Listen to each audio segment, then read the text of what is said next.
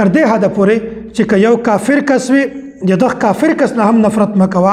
بلکې د دغه کافر کس د کفر نه نفرت کوه د کفر نه د ظلم نه د فسق نه د فجور نه د شرک نه نفرت کوه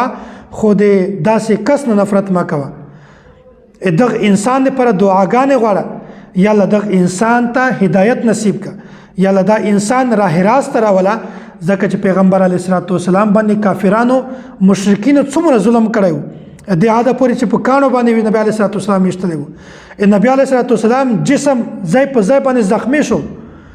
نبی علیه الصلاۃ والسلام باندې تیر اندازي کوله وستو یې خو پیغمبر علیه الصلاۃ والسلام کله هم د دې په باره کې دا نه دی فرمایلی چې یا الله دی تباه کا یا دی غرق کا یا دی داسې وکړه بلکې پیغمبر علیه الصلاۃ والسلام فرمایي اللهم اهد قومي فانهم لا يعلمون یا الله دا ټول قوم ته هدایت نصیب کا ځکه چې دوی د حقیقت نه واقف نه دي دوی ته د حقیقت علم نشته ځکه چې نبی علیه الصلاۃ والسلام دوی د کفر باوجود دوی د شرک باوجود د معصیت باوجود د ګناه باوجود د ظلم باوجود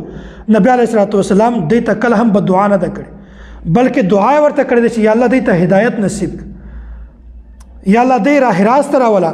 نو پیغمبر علیه الصلاۃ والسلام د شفقت درخواست کړی ده چې تاسو باندې شفقت کوئ په دې باندې مزید ظلم مه کوئ نو دا مطلب دا چې کله یو انسان تاسو په ګناهو کې اموخته ووینئ چې هغه انسان په ګناهو باندې لګیا ده د ګناهو کار کوي نو بیا په یغه وخت کې تاسو هغه انسان حقیر مه ګڼئ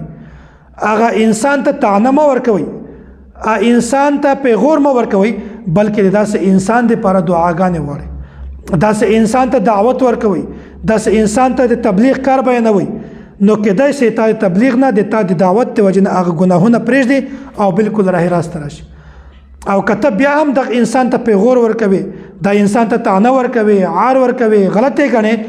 نو کېدای شي داسې وخت راشي چې د توبې د وجې نه دغه انسان مقام او مرتبه په تا نه هم اوچته شي